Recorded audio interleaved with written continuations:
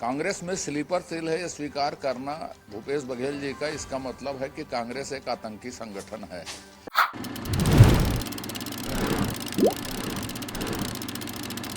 प्रदेश में लोकसभा के चुनाव सर पर हैं। ऐसे में राजनीतिक पार्टियां सक्रिय हो गई है। चुनाव के मद्देनजर नेताओं का एक दूसरे पर आरोप प्रत्यारोप का सिलसिला भी जारी है। इस बीच रायपुर में भाजपा नेता और पूर्व मंत्री अजय चंद्राकर ने शनिवार को एक प्रेस कॉन्फ्रेंस में कांग्रेस को आतंकवादी संगठन करार दिया। मीडिया से बात करते हुए कहा कि कांग्रेस आतंकी संगठन है। आतंकी संगठन से किसी को भी खतरा हो सकता है। देश में कांग्रेस आतंकवादी संगठन की तरह काम कर रहा है। प्रशासन को इस पर ध्यान देना चाहिए। ऐसा है कि भूपेश बघेल जी ने जब कांग्रेस में स्लीपर सेल होने की बात की है तो स्पष्ट लगता है कि कांग्रेस छत्तीसगढ़ में या देश में एक आतंकवादी संगठन की तरह काम कर रहा है, और जिसको आतंकवादी संगठन के तौर पर काम कर रहा है उससे समाज को भी खतरा हो सकता है। सिर्फ राम कुमार शुक्ला तो आवाज उठाई, हम समाज जीवन के जो लोग हैं उनको भी खतरा हो सकता है।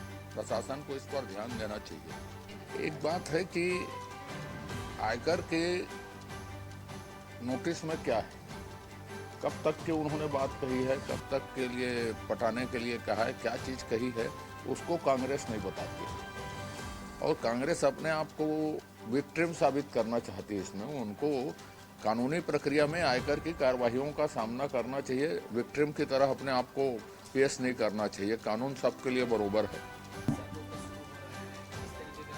मैं जा रहा हूँ 3 गांव बूथ विजय अभियान में ही, अभी झंडा लगाए जाएंगे, सभी गांव में बैठकें होंगी, लाभार्थियों से मिलना होगा, सब तरह के कार्यक्रम होंगे। तो मैं भी 3 गांव जा रहा हूँ।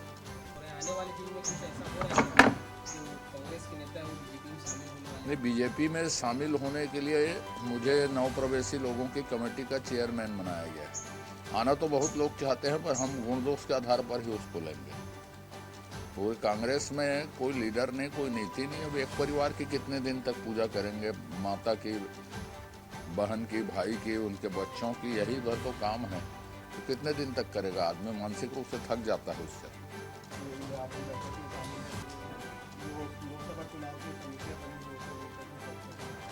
देखिए साहब, फर्स्ट फेज के नॉमिनेशन 4 तारीख को ख़त्म हो जाएंगे। सेकंड फेज के, फर्स्ट फेज के हो चुके हैं, तो चुनाव जो है पूरे सबाब पर है अब।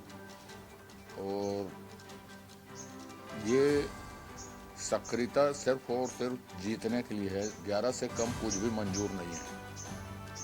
हर स्तर की कोशिशें होंगी। नितिन नवीन जी से लेके नीचे तक के कार्यकर्ता उसमें लगेंगे। 1990 से रिकॉर्ड देख लीजिए तो कांग्रेस का दावा क्लियर हो जाएगा कब वो पूरी सीट जीती। 1990 से रिकॉर्ड देख लीजिए, मैं तो आज की बात नहीं करता, 89-90 से। तो इसलिए कांग्रेस का काम कहना है, करना नहीं है। वो चुनाव निश्चित तौर पे हार रही।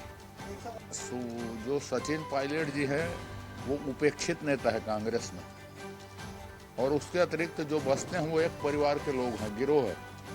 तो गिरोह और नेता दोनों में, गिरोह का मुखिया होना और नेता का बनना दोनों में बहुत अंतर है। तो एक परिवार के गिरोह और जनता के बीच संघर्षों से निकली लीडरशिप में बहुत अंतर होती है। भाजपा के नेता संगठन से तपे खरे समाज जीवन के लोग हैं। तो क्या केंद्र भरोसा नहीं जता पा रहा है? भाई, भूपेश बघेल जी ने पारिवारिक संस्था की तरह सरकार चलाई थी, तो कार्यकर्ता तो जिनको पूछा नहीं गया था, आज मौका है, बोलेंगे ही। और कई लोग परिवार की आरती करते करते परेशान हैं। तो कितनी मानसिक रूप से आदमी थक जाता है। छोड़ने का कारण यह है और कुछ नहीं। कलेक्टर को पत्र लिखा गया, रिवॉल्वर को मांग कर रहा है। देखिए, कांग्रेस में स्लीपर सेल है, ये स्वीकार करना भूपेश बघेल जी का, इसका मतलब है कि कांग्रेस एक आतंकी संगठन है।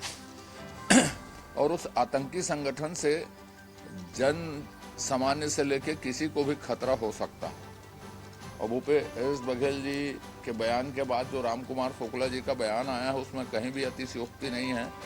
कोई भी स्लीपर सेल वाला उसकी हत्या कर सकता होगा, यह आशंका उनको है। प्रशासन को इस पर ध्यान देना चाहिए।